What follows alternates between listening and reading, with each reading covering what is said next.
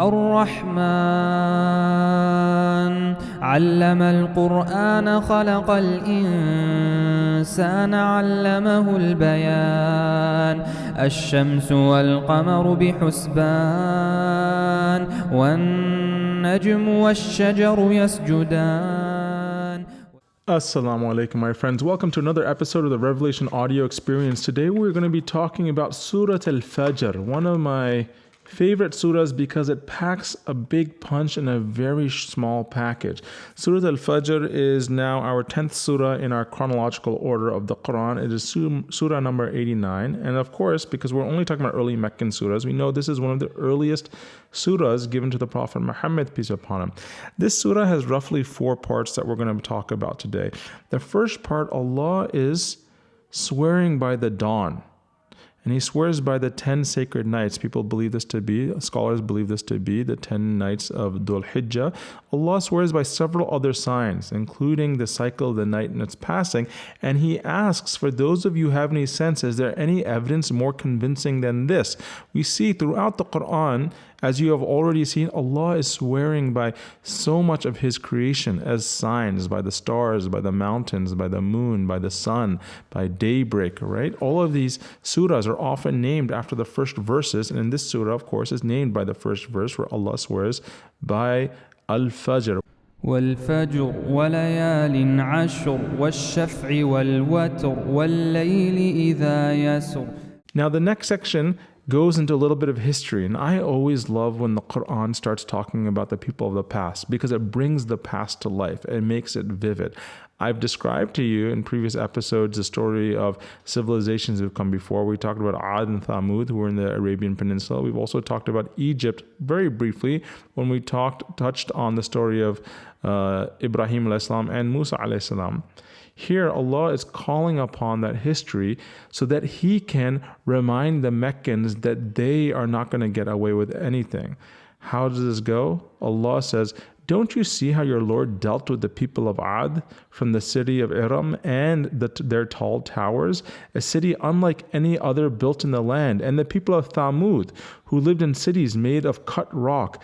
And what of the Pharaoh and his master of legions? The Qur'an talks about how the Pharaoh had such incredible power. Yet all 3 of these people, he talks about Ad, Thamud, and Pharaoh, the Egyptians, they all acted like tyrants in the land, causing corruption. The word Allah uses throughout the Qur'an for this is fasad. They're causing corruption, upheaval, right? They're disruptors, creating disorder. And so Allah ends this section by saying, and thus your Lord brought them with crippling disasters, for your Lord is always watchful. ألم تر كيف فعل ربك بعاد إرم ذات العماد التي لم يخلق مثلها في البلاد وثمود الذين جابوا الصخر بالواد وفرعون ذي الأوتاد الذين طغوا في البلاد فأكثروا فيها الفساد فصب عليهم ربك سوط عذاب إن ربك لبالمرصاد. Imagine how the Meccans must have felt, because after saying that He destroyed these civilizations who were arrogant and corrupt, Allah says, your Lord is watching. Who is He watching right now as this is being revealed? Imagine as a Meccan who is opposing the Prophet and is listening to these verses. Imagine the chills it would send down your spine saying, I'm watching you. Allah says in the next few verses that, human beings, our natural tendency is that when times are good, we thank Allah. And when times are bad, we blame Allah for our misfortune. But Allah is saying, no, you have no right to blame me for how your life is going. Allah says, not so. There is no way that you can blame Allah when you're not even generous with the orphans, nor do you urge the feeding of the poor. You waste your inheritance eagerly, and on top of that, you crave wealth more than anything else. كلا بل لا تكرمون اليتيم ولا تحاضون على طعام المسكين وتأكلون التراث أكلا لما وتحبون المال حبا جما. It's incredible to me how much Allah spends time talking about financial wealth. It is like one of the things that can bring someone down or raise someone up. I mean, it seems like more than almost any other act of service to Allah is the act of giving away charity, giving away your wealth, not just in terms of money, but perhaps in terms of food or your talents or your skill sets, whatever you can do.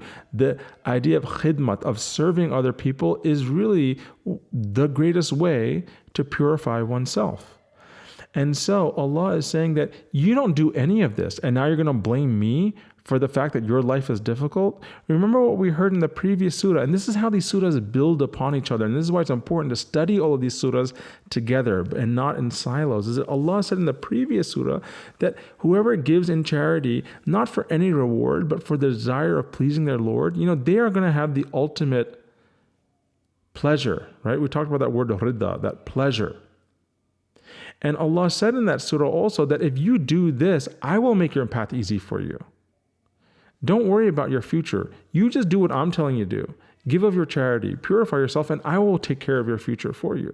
Well, here we have a situation where people are trying to take care of their future for themselves, and when they can't do it and they mismanagement, and then they blame Allah. Allah is saying, no. That's not how the system works. The agreement is that you follow my guidance, my revelation. And if you follow my revelation, then you will have no fear, nor will you grieve.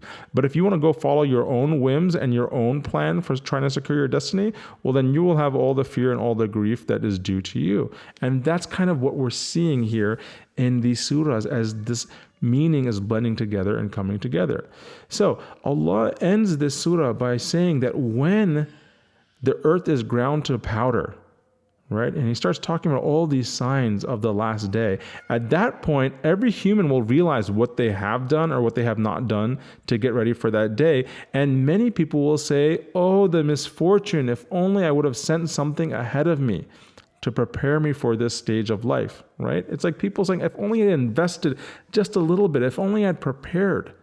I hear this idea of preppers who are hoarding cans of tuna and stuff like that in case there might be this overwhelming event on earth, right? It's a very common thing we know about preppers and prepper communities, building bunkers and all this kind of stuff to secure their safety and their family's safety. We see that people buy hordes of ammunition and guns to protect themselves. They are preparing for a calamitous event. Allah is saying you should be preparing for this calamitous event when the mountains are, flattened and the sky is rent asunder. You should prepare for that event and prepare for that. And the best way you can prepare for that is not collecting cans and ammunition.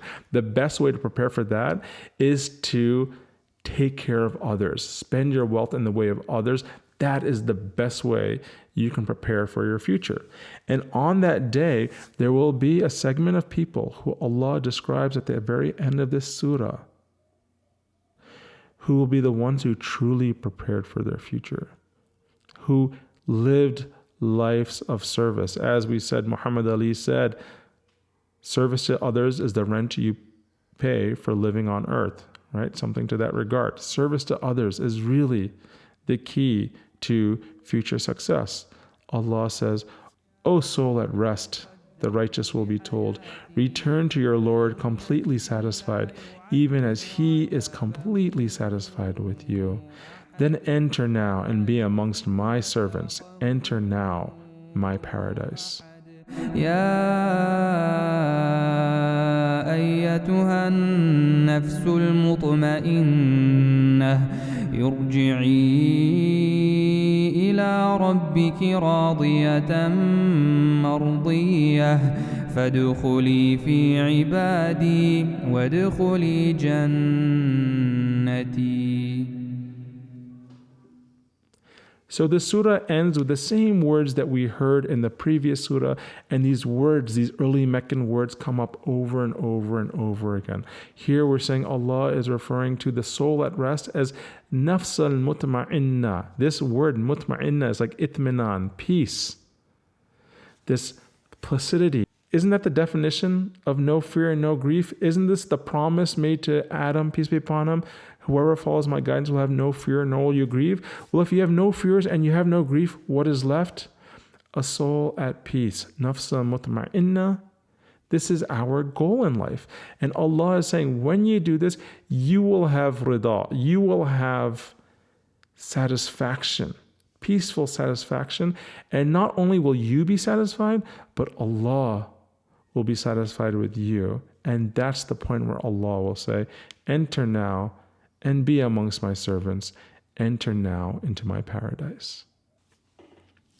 So much to talk about and extract and to dig into and meditate about this surah. And I hope for you guys, maybe some of you are journaling these episodes and kind of talking about your own experiences. I actually have my own journal, and I use my journal now to present these episodes to you, where I kind of write down what are the key ideas in each surah. What are the questions? Which way are you going? What are you up to? Are you going to do this? Are you going to do that? Am I going to be one of these people who's saying, oh, I should have invested in myself? And if I am, now I have a chance to go back and invest in myself. That was just a trial. Guess what? I can go back and now invest in myself. I encourage you guys to keep a journal and really write down your thoughts. The act of journaling is helpful because if you have a blank page, that means you haven't done the homework. You actually have to see the writing. And only once you've seen the writing, you've actually done some active meditating, some active thoughtful reflection, which is what Allah is asking us to do throughout the Quran. Reflect on these verses, right? Remember, I told you the companion said we would not move on to another ayah of the Quran until we had mastered the previous ayah. We are building on mastery together, team, right? We are building on mastery. So if this takes us a year to go through the entire Meccan period before they start in the Medinan period, you know what? We're going too fast. I had my own goal actually with this audio experience that I'm calling it, to try to get through the Quran in a year. And then as I'm scratching my head, looking at my schedule, I'm like, wow, that's a lot of work. I have to go through all these surahs and I have to not only read them, but understand them and now present them to you guys and record it and edit it. And I have to do that all in 1 year. And then I'm thinking to myself, wait a second. The purpose of this whole Revelation audio experience is to build on mastery, the way we talked about in the very first episode. Well, how many years did the Muslims have before they had mastered the Meccan surahs? They had 13 years to master the Meccan surahs before they heard Alif Lam Mim, Zalikal Kitabu La Rayba Fih. So they had 13 years to master the Meccan surahs before they moved on to Medinan surahs. So why am I rushing the Meccan and the Medinan surahs in 1 year, right? Let's sit with this, maximize our attention to it, maximize our capacity to understand and internalize the stuff before we feel like we have to move on to the later Medinan surahs. So anyway, I invite you to share your comments with me on this. How is this working for you? Is something new happening for you? I really hope you're sitting with this. Talk to your local scholars. Talk to people who are people of the Quran, people of Allah, and try to build this relationship with Allah because He is waiting for you. He is waiting for all of us to come back home again. So before I end, I wanted to share a text message that I got the other day from a very good friend of mine, very close friend of mine who I've known for a long time. He was reflecting on the Surah Fatiha episode I did where I got a little bit emotional, and he shared some really deep thoughts with me in a very long text message about what it's like for him as a convert. One of the things that he said in there, which was really powerful, and I wanted to share this in this episode, he wrote, and now I'm quoting him, "And what followed my conversion was really tough, but it set the foundation of who I am today. There were a lot of things that happened before my conversion that prepared me for it, dreams and other experiences. So Allah had laid the foundation so that in my hardest times I could lean on them and long for Him. But the truth is, even converts have to continually choose." And he's talking about continually choosing Allah over anything else. "The path to Allah is infinite, and stopping at the first resting place thinking you've arrived is a mistake. You mentioned something in your podcast from the Simon Sinek talk about starting with why that I've been talking about for a long time, that most people when talking about the hereafter, it's as if they are talking about a feast and about the food and the venue and the drinks and the people and how awesome it's going to be. However, they never make any mention of the host. I don't want to think about Jannah because I'm afraid it'll distract me from Allah and from the love of the Prophet. At the end, it's just to me, Allah and the Rasul, the Prophet. I don't want anything else." Really powerful reminder from a good friend of mine about, getting to the heart of why and what is your ultimate goal. And as he's laying out for him in his journey, he's found that he has constantly, that first sujood that he had to make as a convert, the very first one he said was incredibly difficult. And he says, yes, it can get easier, but at the same time, you have to rededicate yourself, recommit yourself to this deen, to this relationship all the time. It never ends. And in the end, the thing that keeps coming him back is the host of the banquet, not the banquet itself. So some very powerful words. I just thought that ties in a lot to Surah Al-Fajr and also the Surah Al-Layl.